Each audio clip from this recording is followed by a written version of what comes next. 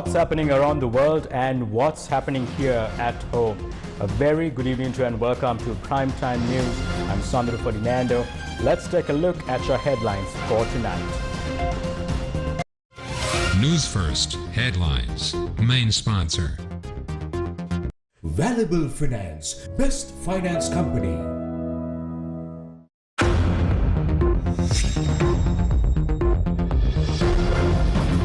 Childbirth that made it to the history books.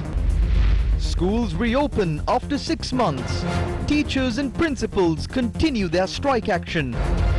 Farmers' protests continue.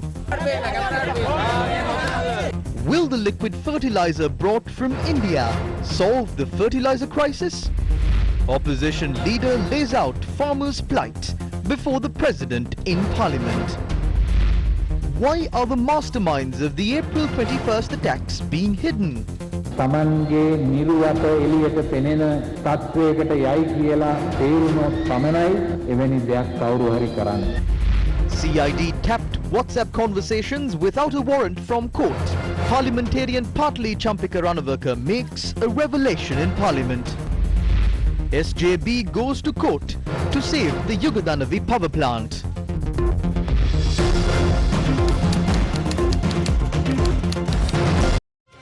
News First headlines. Main sponsor.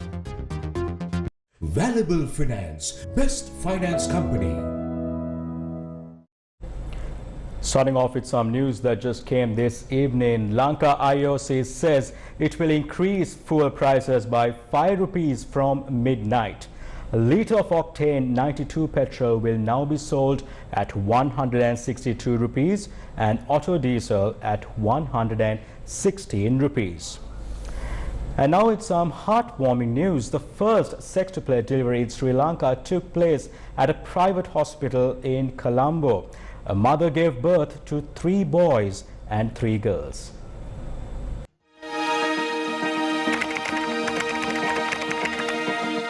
The parents of the 6 babies are residents of Angoda. The mother is 31 years of age. This is the first time that actually we have delivered a mother with 6 babies. We managed to map them very early in their pregnancy. That helped us to follow them accordingly and measure growth. And then at the latter part of the pregnancy, mother developed a little bit of high blood pressure. And today morning at around 12:16 a.m. We performed the cesarean section and we managed to deliver 6 healthy babies. They are under direct observation. Tiran Dyers is a professor of obstetrics and gynecology. He was part of the medical team involved in the surgery. The hospital staff said the 6 babies are healthy. The doctors said taking care of them would be extremely challenging. We were expecting only 1 baby, but finally we got 6 babies. We did the first scan on 26th April.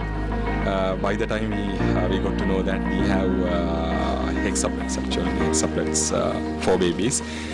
Then only the second scan I got to know that I have sextuplets. I had a chance to see my babies and they are in well condition, and now my wife also, she is in ICU but only for monitoring purpose. Now I'm really happy. Sri Lanka today reported its first sextuplet birth story here at a private hospital in Colombo, and the mother of babies gave birth to all 6 babies through C-section within just 45 minutes to 1 hour. Among the sextuplets, the heaviest baby weighed around 1,600 grams, while the tiniest baby weighed only 830 grams. Now, while speaking to doctors, we also found out that there could be a chance where 2 of these sextuplets could be identical. However, they told us that it was too early to decide and confirm on the information. Meanwhile, academic activities of school with less than 200 students began today after a hiatus of 6 months. These schools were reopened against a backdrop where teachers and principals' trade unions are still on strike over their salary anomalies. Police officers and army personnel were seen in the vicinity of schools that reopened today. Officers attached to the zonal education office of the respective areas were also sent to these schools. As the Maligathanna primary school in Valimada was closed, a teacher broke open the gates of the school. The teacher broke open the gate after making a call to a person he claimed to be the zonal education director.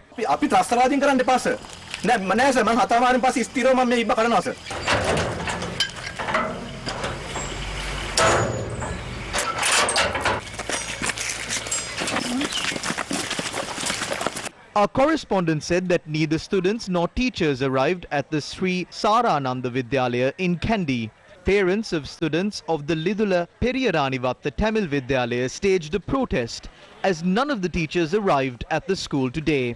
Although principals of a number of estate schools falling under the purview of the Hatton Education Zone reopened their schools today, only a limited number of students attended school. Only one student arrived at the Noor Primary School in Hambantota. The student had returned home after waiting at the school till 8 a.m. Only two students were present at the Ankokavala Sri Sumangala Mahavidyalaya in Gaul. Neither the principal of the school nor teachers had arrived at the school. However, a group of graduate trainees had been assigned to the school. No teachers were present at the Hipankanda Primary School in Alpitia. This is how the parents welcomed the principal of the school along with a group of graduate trainees. Only two students were present at the Podujaya Vidyalaya in Morotua. The principal of the school and 7 teachers had also arrived at the school. Only 2 teachers and a representative of the Zonal Education Office were present at the Piliyandara Sri Attadasi Vidyalaya. No principals or teachers were present at several schools in the Gampaha district, including the Horogolla Sri Lanka Vidyalaya and the Kudabollatta Sri Sumangala Vidyalaya. However, several graduate trainees were present at these schools. Only one student studying in grade 1 was present at the Palugasdamana Primary School in Polonnaruwa East. Only 3 teachers were present at the school. No students were present at the Vijayabahu Primary School. One student was present at the Aswaduma Primary School in Kurunegala, while 5 students attended school at the Hindu Tamil Vidyalaya in the area. The main gates of the Aswaduma Primary School and Alakodeniya Primary School were locked. Attendance of students at schools that were reopened in the Trincomalee district was low today. Turnout at many of these schools were less than 10 students. Although 2 teachers were present at the Dharmaraja Vidyalaya in Trincomalee, no students attended school today. The gates of the Sankane Hindu Primary School in Jaffna were closed today. Students who arrived at the Arali Murgamurthy Mixed School were turned back. Academic activities at the Urailu Ganesha Vidyalaya in Jaffna were conducted as usual today.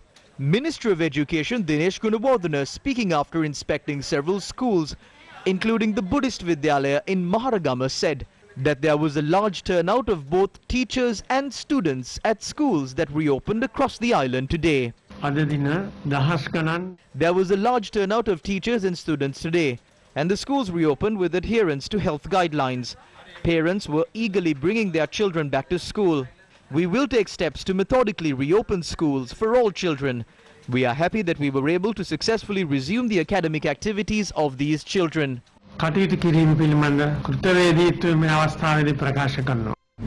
Meanwhile, Northwestern Province Governor Raja Kollure has said disciplinary action will be taken against teachers and principals who don't report to work. It's a victory to be able to reopen 601 schools. By the end of the day, we can identify teachers and principals who didn't come to work. If they had violated the disciplinary conduct, we will take action. We are hoping to suspend their services. We will be able to suspend the payment of their salaries. They can't escape by going on sick leave. This was a response by trade unions representing teachers and principals. Who is there at schools today? It is 2 police officers and 5 development officers from the divisional secretariat. What sort of a joke is this? They are wasting national resources. Raja Kollure is being asked whether teachers won't be allowed into schools on the 25th if they don't come to work today. Let's see whether he will permit us or not. The 263,000 teachers and principals will respond to that. As the trade union of teachers and principals, we are ready to launch a strike during the 4th phase of reopening schools.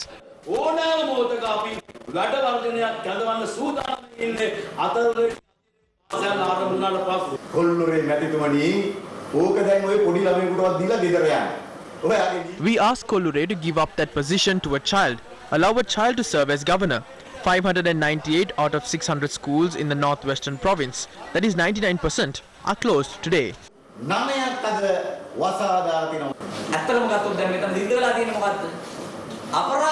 What has happened here? Some criminals, corrupt people and politicians are trying to break into schools.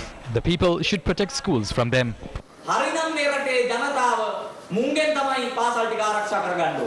The National Movement Against the Salary Anomalies of Teachers and Principals has said the strike action will continue indefinitely.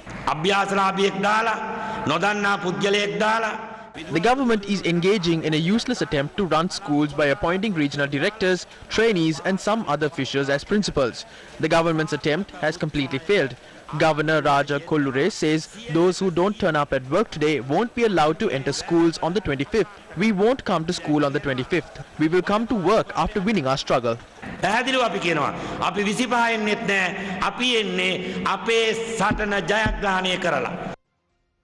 Farmers staged protests in several areas today. As the government imports fertilizer from India, farmers say their problems haven't been resolved.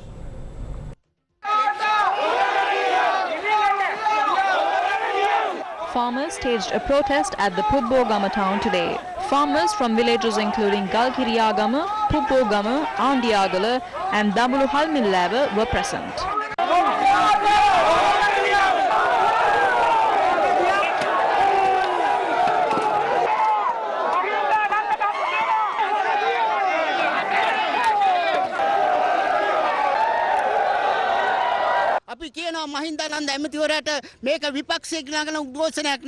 We wish to tell Minister Mahindananda that this isn't a protest by the opposition. This is a pain that exists in the hearts of farmers across the country. We work to elect this government, but if we don't have fertilizer or pesticides, farmers and their families will die. Minister Mahindananda can see that in a couple of months.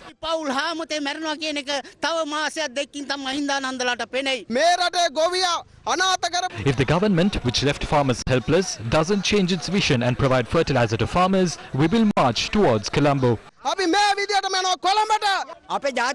There are no religious or ethnic differences among us. As farmers, what we need is fertilizer.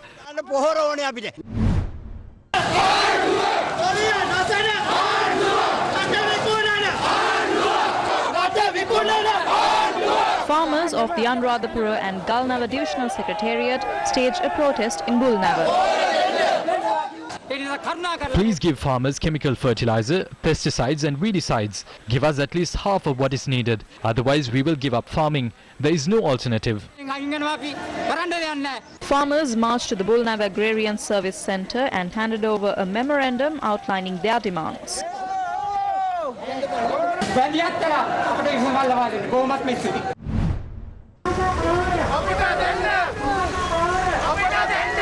The United Farmers Association of Nachadua staged a protest at the Shravastipura junction along the Anuradhapura Padeniya main road.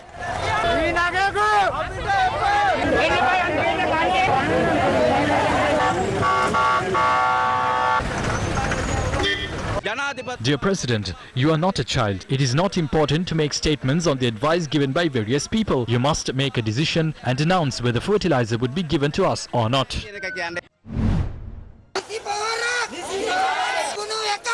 Meanwhile, farmers staged a protest at the Hembarava junction in Giranduru Kotte.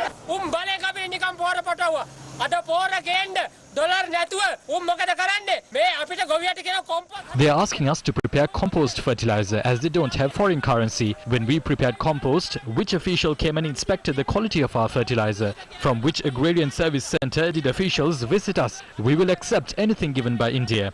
If they are importing potatoes, red onions, garlic and other items from India, then they might import rice next to obtain commissions. Farmers are not beggars. They have rice for 3 months at their homes. We have been cultivating on fields owned by others. We have to provide 80 sets of paddy to the landowner. How can we do that? It costs 25,000 to harvest and 50,000 to till the fields.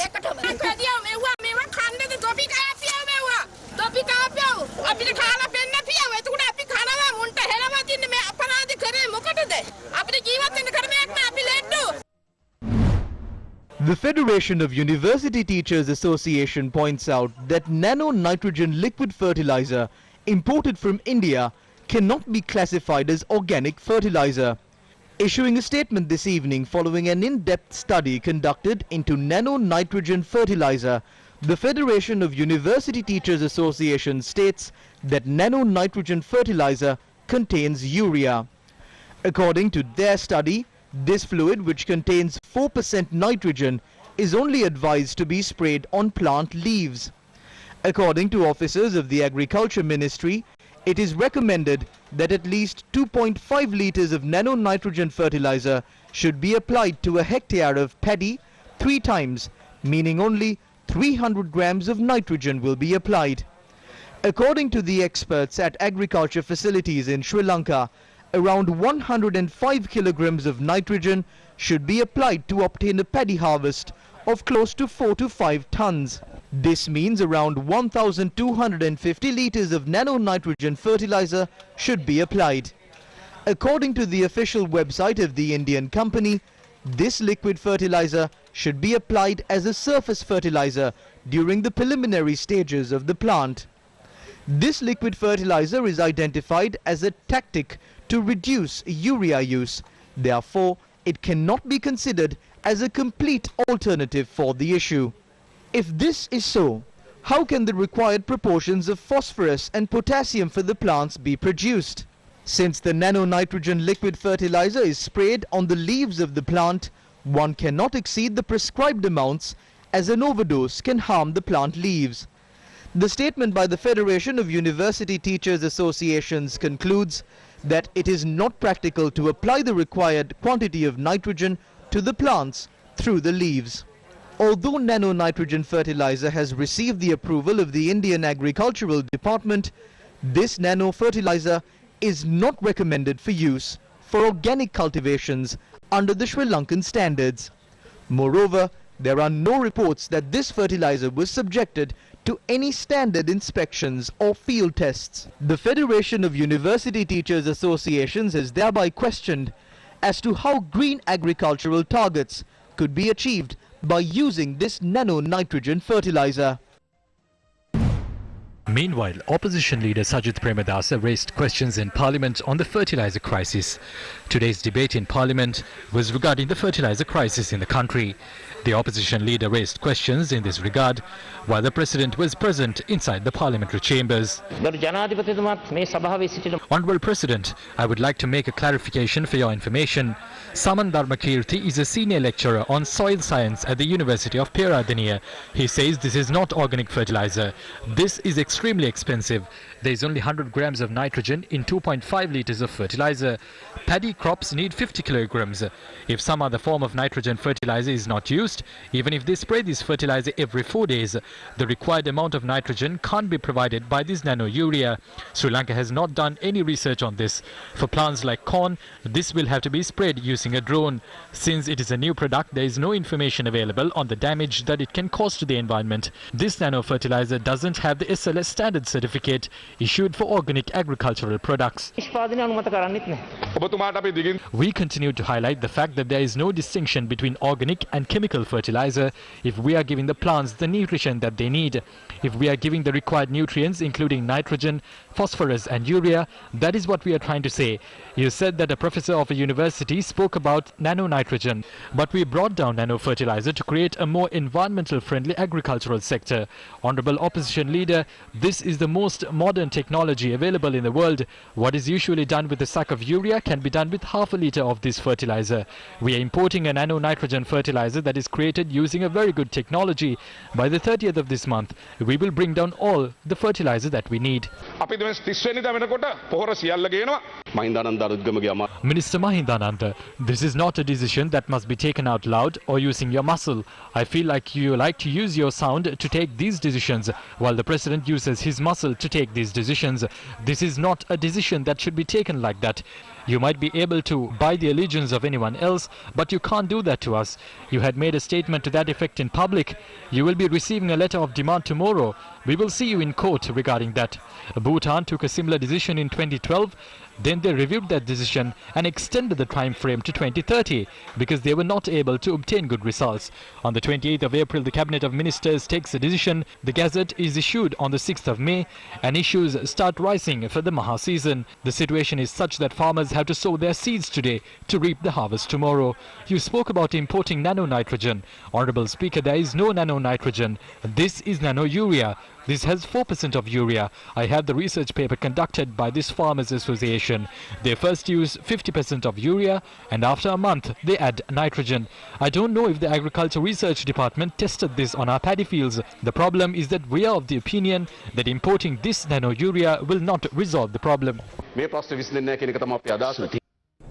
We have more news in store for you, but first a quick commercial break. Stay tuned. TV1 News First, main sponsor. Students complete the ACBT University Entry Foundation in 8 months for 288,000 rupees. Do your online shopping with Sambole.lk. Home delivery and pickup now available. Sambole.lk. One qualification, two destinations. O-level students can save time, money and stress. For 288,000 rupees, complete the ACBT Foundation in 8 months and enroll into universities in UK, Australia or ACBT partnered universities in Sri Lanka. Enrolling now. Call 071 115 1234. Valuable Finance, best finance company. Welcome back to the news. 30 months after the April 21st attacks, questions are being raised on justice delayed over the incident. Archbishop of Colombo, His Eminence Cardinal Malcolm Ranjit, spoke about this today. අද රට තුල නීතියේ ආධිපත්‍ය සරදමට ලක් කරලා තියෙන නීතිය බාරව ඉන්න අයත් They are mocking the rule of law. The people in charge of implementing the law are becoming part of this conspiracy. While releasing their allies who are facing charges, they are imprisoning their opponents and producing them in court. It's clear that this administrative structure won't allow the Presidential Commission's recommendations to be implemented. This is happening by breaking the promises that they made. They are trying to close the investigations on the attacks by implementing what is favorable to them and hiding matters that can affect them adversely. We don't know whether our country has been cursed by this crime. A level of destruction that was never seen before is taking place in the country. Just as the innocent people are pleading from heaven against the wrongdoers of this crime, this curse has become a problem for the rulers to govern this country. Injustice and using their powers to implement the law in the way that they want is creating a society in which the people are feeling pressure. A selfish society which believes that they should be happy regardless of what happens to others is being formed in the country. The people are helpless. This is what they call prosperity and the wonder of Asia. Where are the investigations that they promised to identify those behind this conspiracy that saw bloodshed? Why can't they conduct these investigations properly? If they are innocent, why aren't they giving the investigative arms the freedom to conduct the investigations? Why are they trying to hide this? Anyone would do it if they feel that they would be exposed as wrongdoers. A person who has done a mistake will always try to hide by shifting the blame to another person. If anyone tried to come to power using the blood of the people, they will receive God's wrath. They will never be able to remain in power. They must remember that. ඔවුන්ට ඒ බලය භුක්ති විඳින්නට ඉඩ ලැබෙන්නේ නැහැ කවදා. ඒක ඒ අය මතක තියාගත යුතුයි. The families of those who were killed in the April 21st attacks attended a mass conducted by the Cardinal. Meanwhile, a group, including the victims of the April 21st attacks, held a media briefing at the Center for Society and Religion in Colombo today. I believe that the government appointed during the political crisis in 2018 prepared the groundwork for the April 21st attacks. Nilantha Jayawardena tells Asanka Begunawardena that he had received information of an attack at 6:30 in the morning. Nilantha Jayawardena had the responsibility of informing the Cardinal. If he had communicated the message, we wouldn't have to speak at a media briefing like this. අද මේ වගේ මාධ්‍ය සාකච්ඡාවක් තියන්න ඕන වෙන්නේ නැහැ. ඉන්දියාවේ 2018 පෙබරවාරි 14 වෙනිදා පුල්වාමා. In February 2018, a local terrorist group in India called Jaish-e-Mohammed carried out an attack in Pulwama, killing 43 army officers. This incident took place just before an election. Recall what happened in Sri Lanka after the April 21st attacks in 2019. Look at how Narendra Modi's group used the media to cover the Pulwama attacks and also the impact it had on the Hindu voter base. We have heard India's name many times over the April 21st attacks. On the 4th of April, State Intelligence Service Director Nilantha Jayawardena receives intelligence warnings from India. On the 8th of April, India's Defence Secretary Sanjay Mitra visits the country despite the warnings. We can see the current government is maintaining strong links with India. We believe only a group of 7 or 8 people like Zaharan can't carry out a ruthless attack of this scale. Definitely there is someone who had supported them. Who are they? We want to know this. Let's try to understand the plight that we are in as a community, because there is so far no justice, and not only that, there is not even an appearance of justice, as they say. So as far as the Easter tragedy is concerned, we have left no stone unturned in making it known to the entire world, to our authorities in Sri Lanka and everywhere else in the world, that justice has not been served so far. So therefore we are compelled, I should say reluctantly compelled, to appeal to the international community and also all those institutions, organizations that are concerned about justice and equality in the world, because we are not living in the 16th or 17th century, we are living in the 21st century, where justice and equality is a foundational norm of any civil society. If you call ourselves civilized people, there should be justice and equality. The Save the Motherland Unity Organization visited the Indian High Commission in Colombo to hand over a document. The group sent the document by email as it was past working hours. The Presidential Commission had identified some extremist groups linked to the April 21st attacks. This includes a group called Sivasenai. It says the extremist groups are behind causing political instability. We are requesting for Sri Lanka to be excluded from the Akhand Bharat map. That's because India considers Sri Lanka as part of them. We are asking them to remove us from that map. What is the RSS in Sri Lanka? Narendra Modi's BJP has formed branches in Sri Lanka. Subramaniam Swamy has said that. We have asked them to remove Sri Lanka from the Akhand Bharat map in 7 days. Sri Lanka is a sovereign country. It's not part of India. We're also asking them to remove these branches and to stop all links to the Sivasenai group.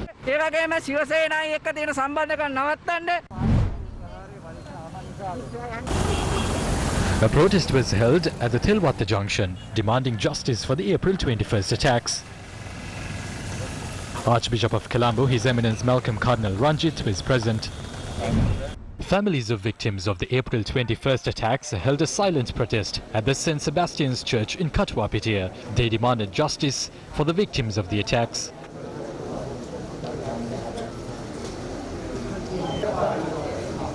Archbishop of Colombo, His Eminence Malcolm Cardinal Ranjit, visited the site of the protest. The protesters engaged in religious observances in remembrance of the victims.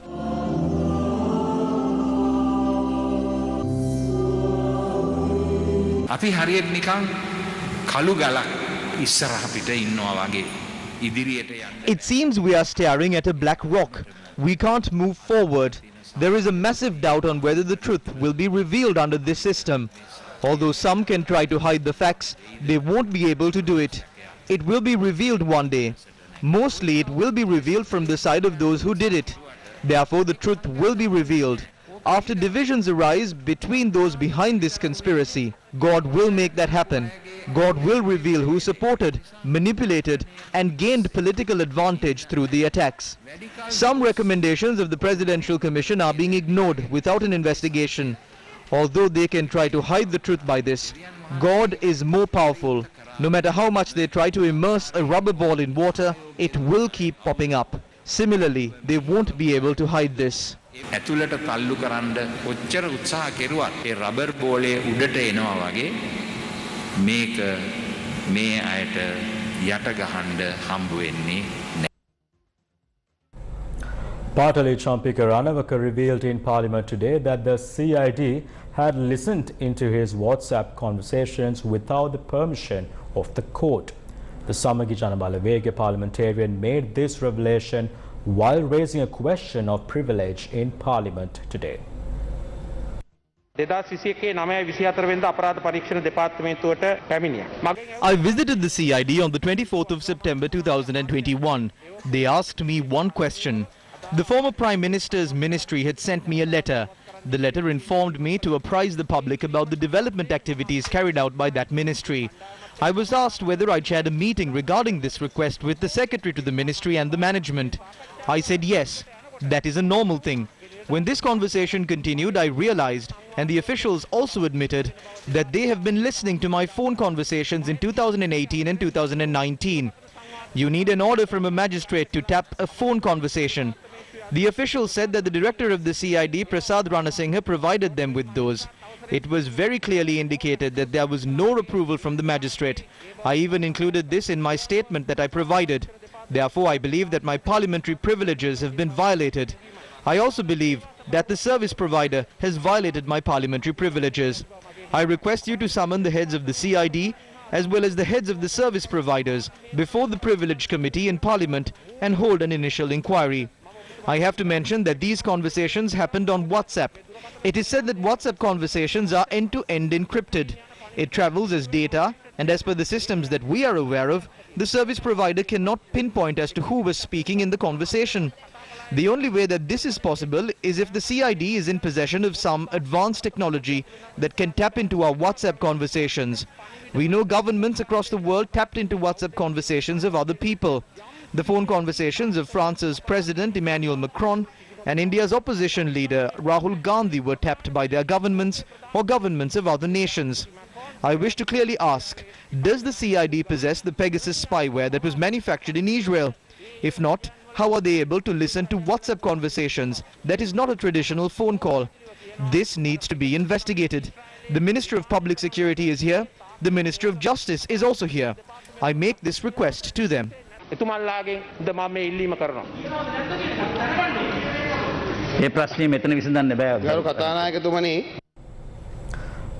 Janabalawege filed a fundamental rights application with the Supreme Court today.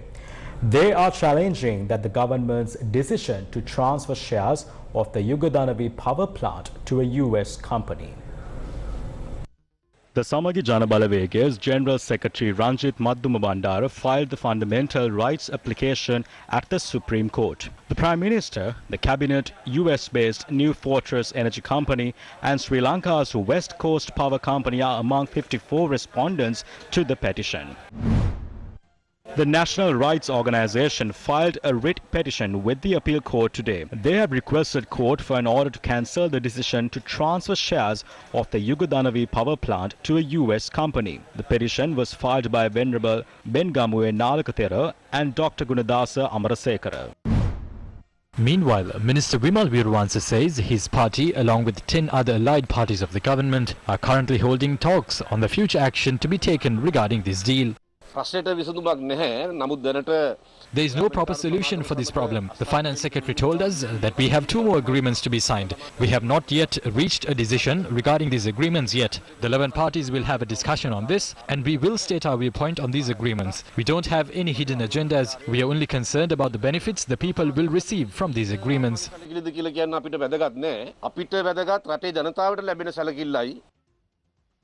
The National Freedom Front published its Tevenimaga magazine, which is part of their Nidahase Niyamuwo program today in Colombo. Representatives of the 11 main parties in the front, including representatives of the Sri Lanka Freedom Party, attended the event. We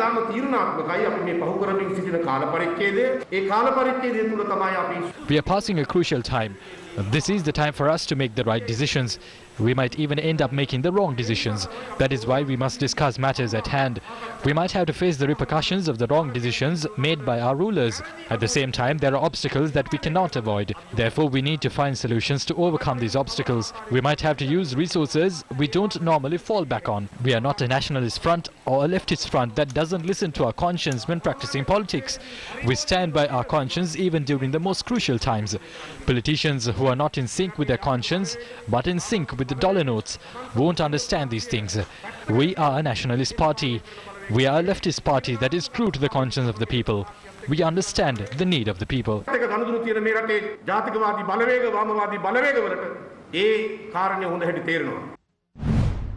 Meanwhile, Sri Lanka Podujana Peramuna continued to accuse allied parties of the government today. Sri Lanka Nidas Pakshe සියලු දෙනා නෙමෙයි සමහරු යම් කුමන්ත්‍රණ කරනවා. Some members of the Sri Lanka Freedom Party are trying to create conspiracies. If they have a different opinion, they must stay in the opposition. They can't accuse the government while enjoying the perks and positions in it and then attempt to sabotage government programs. That's wrong regardless of who does it. මේ ගෙනියන වැඩපිළිවෙල කඩාකප්පල් කරන්න කකුලෙන් අදීම් කරනවා නම් ඒක කවුරු කරුවත් වැරදි කියන එක තමයි මම නම් කියන්නේ. We don't want our allied parties to lead the government, but the Rajapaksas has always followed a very soft approach in dealing with these matters. As they always say, the gates are always open. Anyone is free to enter or leave. Last night, Newsfirst shed light on the Central Bank of Sri Lanka assessing the possibility of allowing those who can introduce foreign exchange to the country to import vehicles and pay taxes in dollars. However, experts from several fields have raised concerns over this matter due to a plethora of reasons in light of their latest development.